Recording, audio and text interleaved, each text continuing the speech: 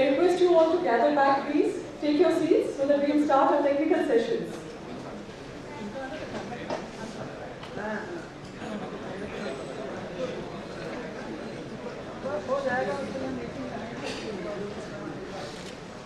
Good afternoon once again, ladies and gentlemen, and welcome back. Hope you're all feeling fresh and new. Moving on to our technical sessions by experts in their fields. The first session, ESGM, Tapping Employment Opportunities Through Innovative Schemes. Let me introduce the chair for this session. Shri Rajkumar Goyal, IAS, Jammu and Kashmir Cadre, 1990 batch. He has done his BTech in Electronics and Communication Engineering from IIT Kanpur. He has served in various important positions in J&K and presently posted as Joint Secretary, DIIT. Welcome, sir.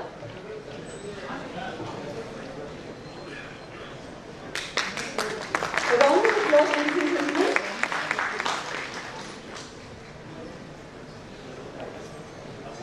May I now introduce the panelists? Mr. J.P. Rai, who has worked as Executive Director, Prime Minister's National Council on Skill Development in the Office of the Advisor to the Prime Minister since January 2012. He is the Director General of National Skill Development Agency. Sir.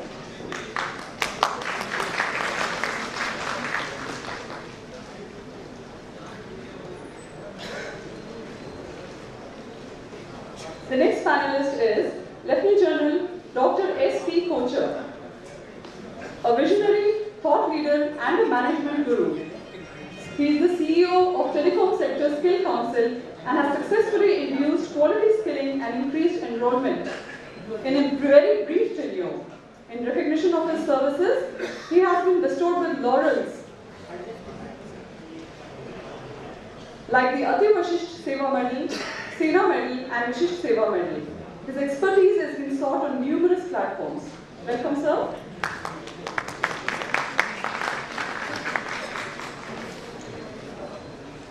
Our next panelist, Shri N.K. Mahapatra, completed his BTech in Electronics and Communication Engineering from IIT Kharagpur in 1977 and MTech in Management Systems from IIT Delhi in 1990.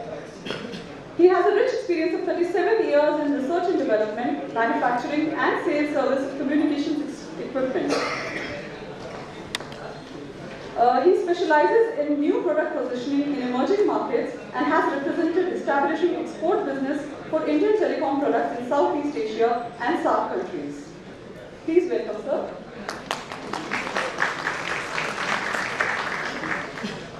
Our next panelist, Dr. Jayji Bhattacharya. He is the partner, Infrastructure and Government Services, KPMG, President, Center for Digital Economy Policy Research, Adjunct Professor, Indian Institute of Technology, Delhi.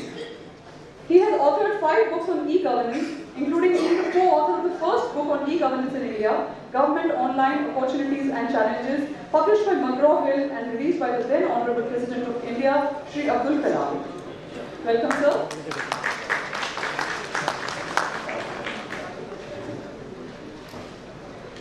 Our next panelist, Shri A.H. Moon, who is currently serving as Director at the National Institute of Electronics and Information Technology, Srinagar, Jammu, since 2005. He has a very rich experience of over 30 years in various fields, including IT, HRD, electronics industry, teaching, administration, consultancy, and R&D.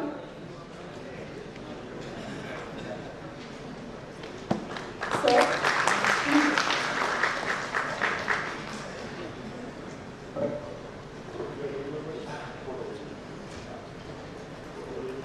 Over to you. Friends, we are already late, I think, by about 40 minutes. And we just left with just 30 minutes to leave time for others also. We have afternoon sessions. Well, the topic for this session is tapping employment opportunities through innovative schemes in ESDM sector. Now, this is a subset of what Digital India looks at in terms of the capacity building. Now, ESDM sector is also one of the pillars of Digital India. Many of you who have had the access to the Digital India program would possibly know this. Well, my own understanding is that there are a number of estimates or the projections made for employment opportunity in the ESDM sector. There must be, I'm sure there must be some basis for those projections. We need not go into those bases. But I can quote figures. I mean, Dr. Sharma has been gracious enough to give me all those details of projection till 2022, both in the IT sector, in the hardware sector, and the connected services. But what is important is that our people who are coming out of our training institution, be it NEELET sector, be it the courses run by skill development councils or any other institution in this country, are they able to create human resource which is employable in the immediate term? And for that to happen, I think what is important is if we are able to somehow plan our courses when aligning it with the immediate requirement of the industry. I think that somewhere some mapping, perhaps these are my tentative thoughts, and some kind of mapping, if it's not being done, must be done. Otherwise, you will find that there is some kind of imbalance taking place across within the same sector, and one skill is available but there is no taker. One set of skill is not available but there is a huge demand for market. So that kind of imbalance we need to perhaps guard against, ensure against.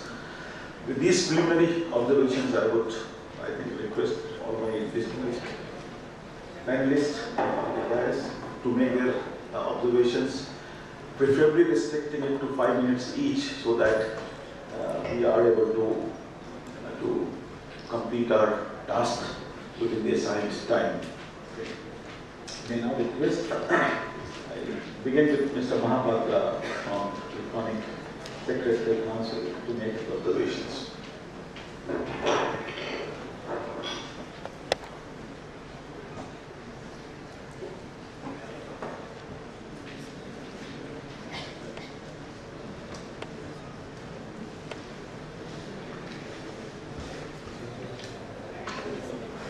Members of the dais, I'm delighted for this opportunity.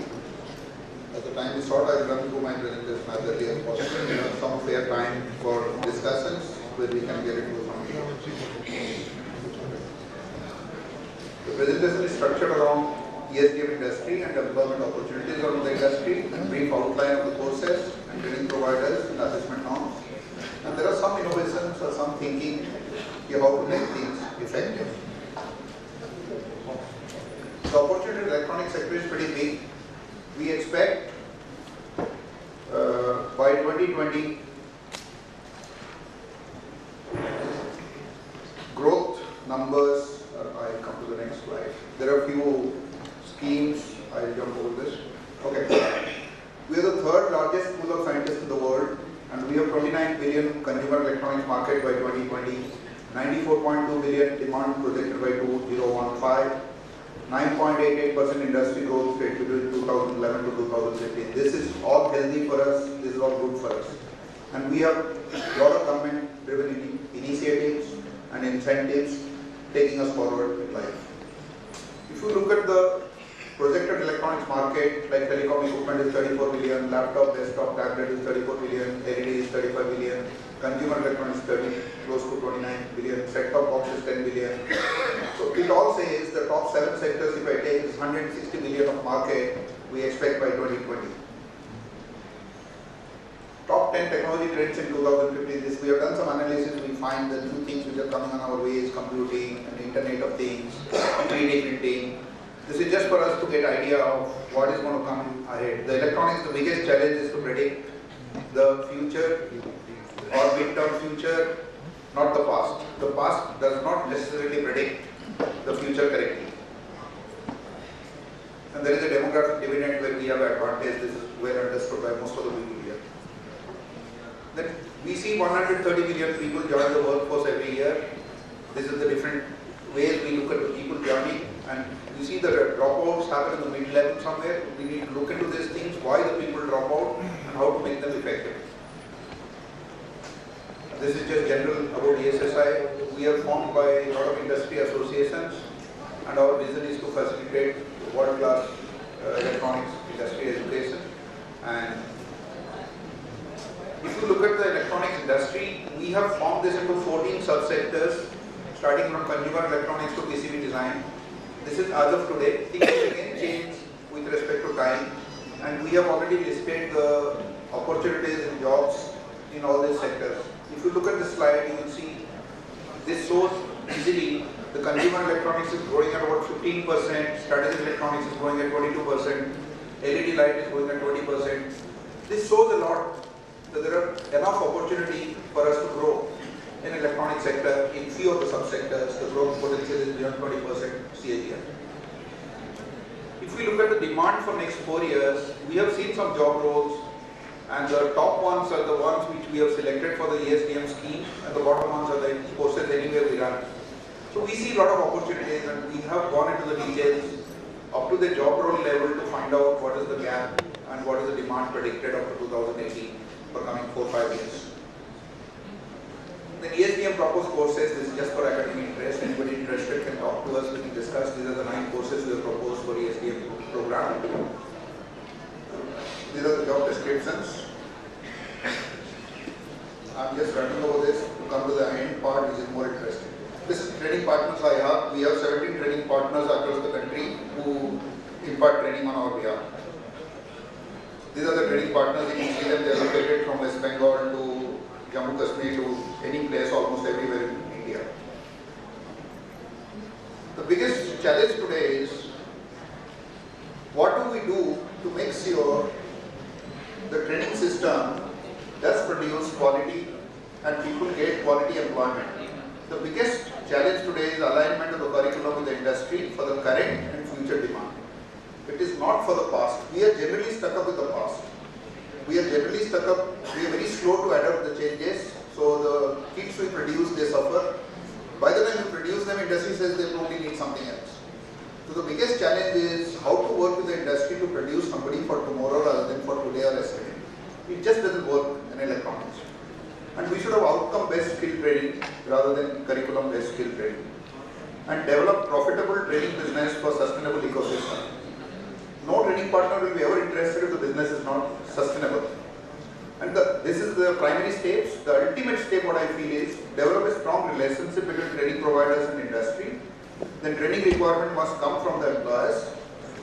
Act proactively with both manufacturing and service industry to identify the real and immediate requirement, what Sir just now pointed out. This is the most important thing. The requirement should be real and immediate. If the requirement is not real or not immediate, it just doesn't work. Nobody gets trained to wait. He gets trained, he has to get a job immediately or he has to get occupied immediately. What are the innovations we are trying to do is, there are 3 things we are trying to do. One is get industry acceptance and recognition of whatever you do. Otherwise it has no value. So through active participation and interaction with the industry associations like IESA, LCNA, MED, CMA, they happen to be my governing council members, so I am easily able to connect with them. We are able to interact with them and make something which is acceptable to them. Then there are a lot of state implementation agencies. We go and see every state as a state implementation agency. We meet them in various forums, meetings, exhibitions, workshops. We interact and we also meet their respective industry members in a particular state. And we do understand what are they looking for and which way they are trying to expand, what are the gaps they are seeing in manpower, and try to address their requirements. There is a need to develop a pool of industry trained manpower for the respective job roles as per the current requirement of the industry. This is the basic necessity. The last thing what we do is, how do we do counseling of the trainees? The basic thing is that we do everything from our side, we do everything in the industry, but if we are not able to communicate with the aspiring students, they do not understand what is the future in electronics. Today when we go and address a particular student, he has the option to go to retail, he has the option to go to some auto, he has the option to go to so many industries. How do we attract him to electronics? What does he see future in electronics? We have to give a lot of counseling, and we are able to use DP, State Implementing Agency, and SINA ISA platform to do counseling with students directly. Explain opportunity of employment and general growth of the segment. The third thing is broaden the horizon. To address everybody, we are going to open university like NIOS and trying to introduce our courses. So it gets a big population across the country. So many people are able to see what we are saying and be able to be visible to more and more people. The last thing is, I just advise, be effective at every step, because it's the outcome which is important. Outcome is we are producing somebody who is trained, and if he is valuable to the industry is respected, and industry get benefited. Be effective at every step. What I mean effective is, when it comes to course and curriculum, be relevant to the courses as per the current requirement of the industry. To be effective in training, make sure the training is quality and is delivered in time. Be clear about assessment, make sure the assessments are very reliable, there is no confusions. Be clear about the certification, that if I give a ESSC certification or delayed certification or DSSC certification, it should have a value. And this class. So, be respectable engagement. The people should get a respectable engagement, not just engagement. What is the difference between a respectable engagement and just engagement? He should see a career path, he should see if he does a job, how will he progress in 3 years, 4 years, 5 years, and how he come up in life. Think of job creations or self-employment rather than asking them to fake jobs. Or make them capable enough to run his own work or live independently and create an opportunity for others to work around him. And there are enough opportunities we are seeing even in service sector. People are able to open small shops for retiring and able to recruit 2-3 people. This is the way to go ahead. And that's it. Thank you. Thank you very much. For my other panelists, can I request Shri J.K. Ray to make certain introduction? Why you can do it still? Mr. Goyal, my fellow panelists, ladies and gentlemen, thank you very much. I think it's a good thing that we started off with the comments of the Sector Skill Council, because it laid the basic groundwork, and we know exactly where things stand. A couple of things stand out here. Our conference today is talking of public-private partnerships. So when we are talking of public-private partnership, I understand many of these audience are members, the merely partners who are engaged in providing training. So public-private partnership here actually has two components. One,